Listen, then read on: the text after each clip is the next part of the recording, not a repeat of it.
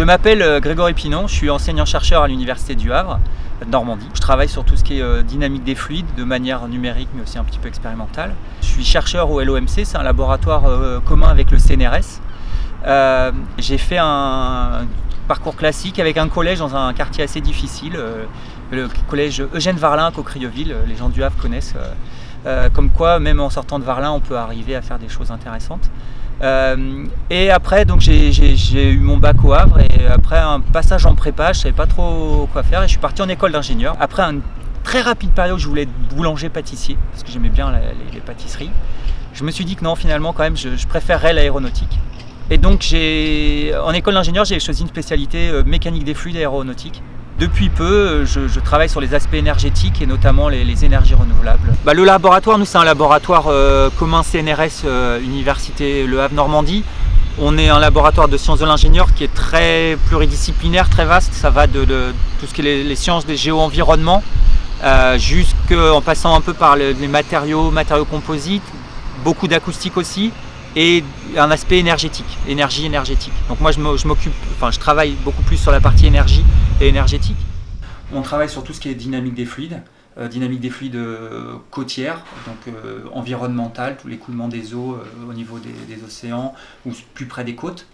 Et on fait donc des recherches académiques un peu fondamentales, mais on a aussi une partie de nos recherches, notamment via des contrats, qui sont très appliqués, et notamment sur tout ce qui est énergie marine renouvelable.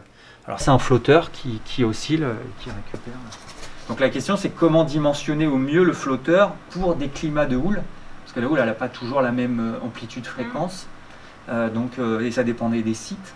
Et donc notamment là j'ai pris un exemple, mais il y en aura d'autres, c'est un projet Interreg. Alors cet Interreg il est intéressant parce qu'il fait collaborer des chercheurs et des industriels de plusieurs pays européens.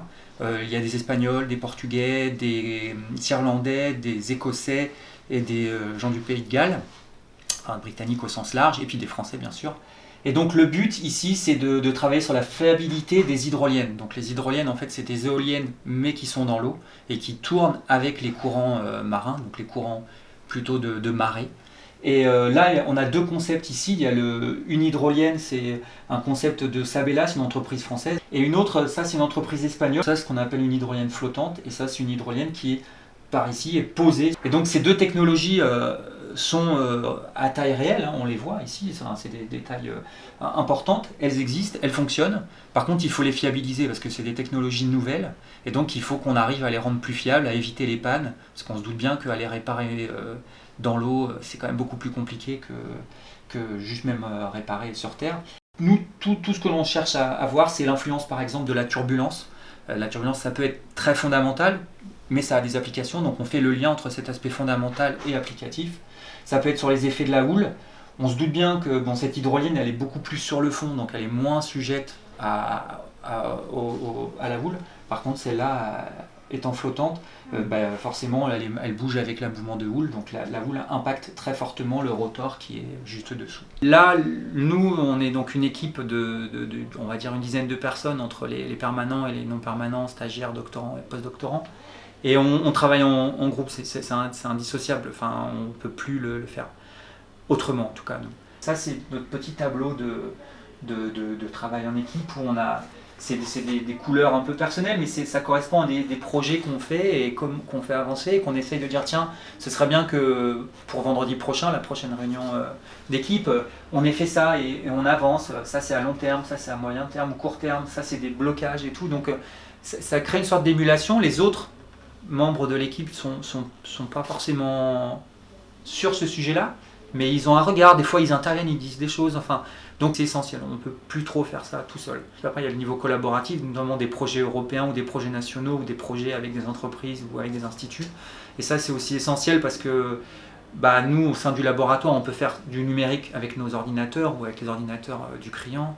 On peut faire un peu d'expérimental, mais dès qu'on va sur de l'expérience un peu plus grande échelle, on est obligé d'aller vers des instituts qui ont les capacités. Ce qui me plaît le plus dans mon métier, c'est le fait d'avoir finalement aucune journée qui se ressemble l'une sur l'autre. En gros, pour être tout à fait honnête, on a un mi-temps enseignement, on a un mi-temps recherche, et depuis une dizaine d'années, en gros depuis mes débuts, on a un mi-temps administratif qui vient de se rajouter comme ça. Donc en fait, effectivement, l'enseignement, c'est toujours un peu la même chose parce que c'est toujours plus ou moins les mêmes cours qu'on a. Mais le fait d'avoir des élèves, des étudiants différents, ça change beaucoup les choses. Et ils n'ont jamais les mêmes acquis. Donc c'est ça, l'enseignement, ça reste quand même quelque chose qui me plaît beaucoup. Et la transmission, c'est vraiment quelque chose qui est intéressant. La recherche, par définition, c'est d'aller toujours chercher des choses nouvelles. Donc forcément, c'est jamais la même chose. Et c'est vraiment c'est une vraie nouveauté.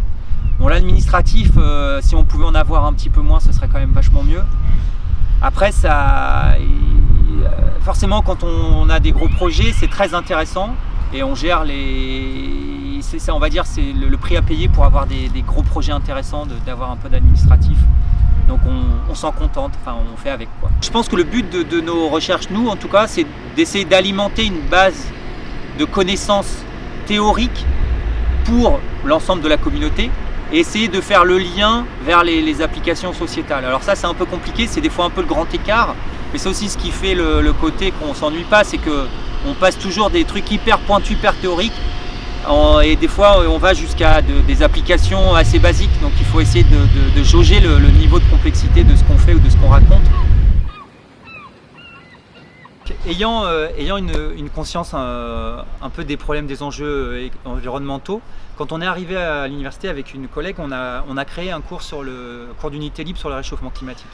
Et c'est vrai qu'au fur et à mesure des 10 ou 12 cours selon les années, les étudiants ils sont déprimés, ils se disent on va jamais s'en sortir. Et en fait, je finis toujours le cours par une note un peu positive où je dis à la fois on connaît les problèmes, on connaît les solutions et on arrive à faire des choses. Et je prends cet exemple simple, mais qui est vraiment un exemple quand même assez marquant, c'est que quand j'étais petit, dans les années 2000, enfin quand j'étais étudiant plutôt, les premières disquettes que j'avais, c'était des disquettes qui étaient à peu près grandes comme ça, là, où on mettait 1,4 mégas de données.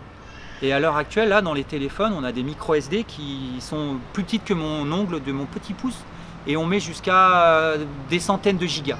Donc, on a diminué énormément les tailles de l'équipement, et on a démultiplié les capacités de sauvegarde.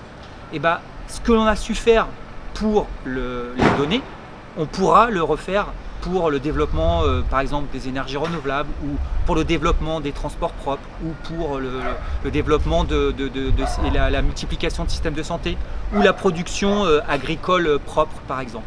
Et donc, moi, je suis persuadé qu'on peut arriver aux alentours de 2030, 2040, 2050, je sais pas, j'ai pas une date précise, mais je suis sûr qu'on peut arriver à une société qui soit neutre en carbone, avec quasiment que des modes de transport doux, avec des sociétés beaucoup plus apaisées, où il y a moins de disparités, même au niveau de l'accès à l'eau, par exemple, ou des choses qui sont...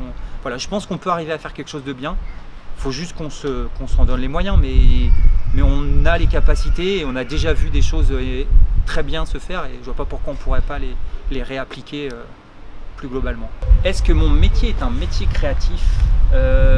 Forcément oui, mais c'est pas de la création artistique.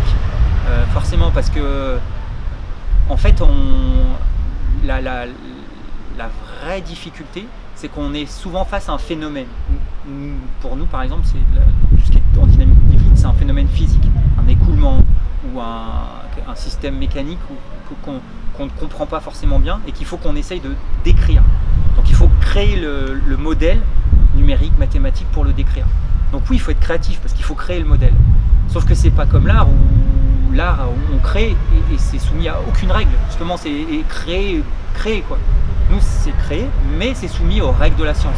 Et le problème, c'est toujours créer et valider notre création avec les lois scientifiques. Et c'est là où en fait, souvent ça tombe parce que si le modèle qu'on a créé il répond pas à la science, et le modèle il est pas valable. Et donc il faut forcément être créatif. On a forcément beaucoup de marge pour innover.